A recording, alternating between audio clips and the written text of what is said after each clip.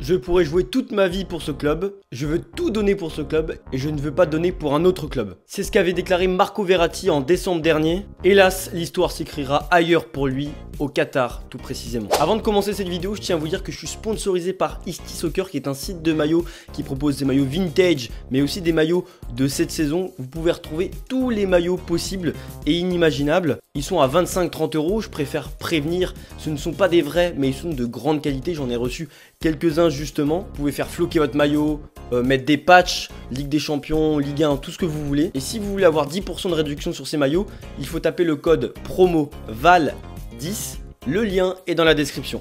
Bienvenue dans cette toute nouvelle vidéo, une vidéo sur Marco Verratti, un joueur autant adulé que critiqué au Paris Saint-Germain. Après 11 ans passés dans la capitale, le milieu de terrain aura marqué de son empreinte l'histoire du Paris Saint-Germain, n'en déplaise à certains. Verratti mérite des adieux en grande pompe pour tous les travaux qu'il a réalisés au sein du club. Qui aurait pensé il y a encore quelques semaines que ce joueur n'allait pas faire partie des plans de Luis Enrique pour cette nouvelle saison? Et pourtant, un nouveau chapitre s'écrit. Et ça sera sans lui. Le foot est fait de cycles et le PSG a décidé d'en démarrer un nouveau. Peu importe son hygiène de vie, il n'est peut-être plus au niveau, même si j'ai du mal à le croire. Concernant son départ, je suis étonné qu'il ne soit pas dans un gros club européen autre que le Paris Saint-Germain et qu'il parte dans un championnat que personne ne va regarder. Vous allez me dire, aucun club ne veut s'attacher les services de Marco Verratti pour le prix en plus qu'il a été vendu. Un joueur qui est encore bon et qui est au début de sa trentaine. Alors du coup, il risque de plus être sélectionné en équipe d'Italie.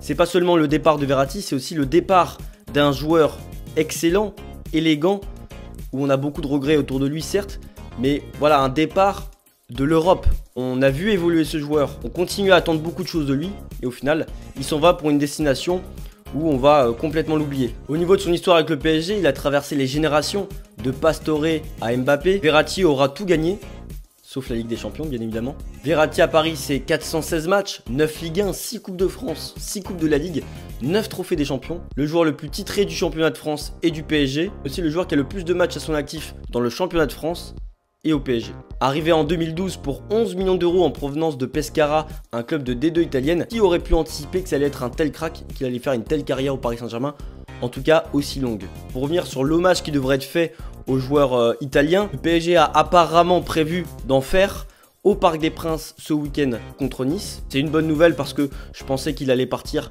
vraiment par la petite porte. C'est le titre de ma miniature, mais même s'il y a des hommages, il part quand même par la petite porte dans les derniers instants du mercato. Il mérite un hommage digne de ce nom, un tour d'honneur, que son nom soit scandé par le parc. Et il ne faut pas le mettre dans le même panier que Messi ou Neymar qui n'ont jamais prouvé leur amour pour le club.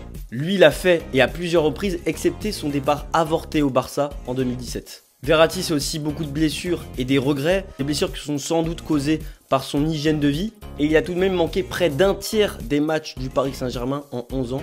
La stat est folle. Il a aussi manqué des rendez-vous importants comme par exemple une partie du Final 8 en 2020 et où il a joué seulement 25 petites minutes contre le Bayern en finale, soit le match le plus important de l'histoire du Paris Saint-Germain. Il a été au sommet de son art un soir de Ligue des Champions contre le Manchester City de Pep Guardiola et même dans d'autres rencontres où il a été flamboyant, il a étalé sa classe devant le monde entier. Distribuer des caviars, récupérer des ballons et danser face à des adversaires dans sa propre surface, ça c'était Verratti. Un joueur élégant, pièce maîtresse de l'effectif, mais qui n'a pas su atteindre la régularité qu'on attendait de lui. Paris n'a jamais été un expert ou n'a jamais su recruter au milieu de terrain, ça s'est vu, ça s'est confirmé ces dernières années, cette dernière décennie, et n'a jamais pu trouver de complément à Verratti, trop seul au point de masquer les carences de ses coéquipiers. Le milieu de terrain de Luis Enrique de cette saison séduit pour l'instant, à voir si ça se confirme, dans la longévité cette saison.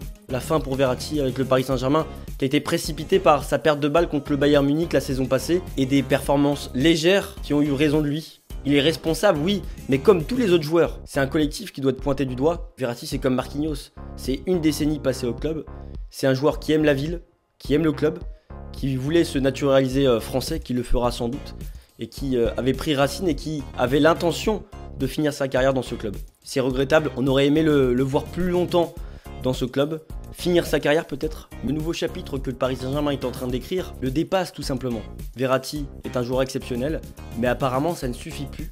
Et l'histoire entre Verratti et le Paris Saint-Germain est bel et bien finie. C'est la fin de cette vidéo, merci de m'avoir suivi. C'était une vidéo un peu poétique, c'était vraiment des mots et des phrases que j'avais envie de mettre en avant parce que c'est un joueur que j'adore, mais qui est, comme je l'ai dit en début de vidéo, autant adulé que critiqué.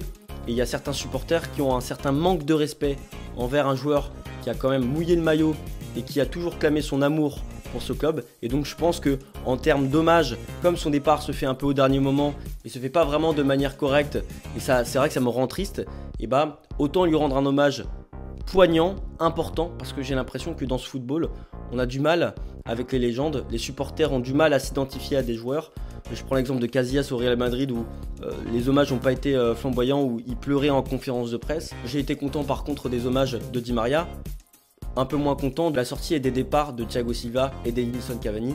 Et je veux que pour Verratti, comme ça sera le cas pour Marquinhos plus tard, qu'on mette les contre-performances de côté et qu'on lui dise au revoir comme il se doit. N'hésitez pas à liker cette vidéo si elle vous a plu, à la commenter si vous avez envie de réagir sur ce sujet et ce que vous pensez tout simplement de ce départ.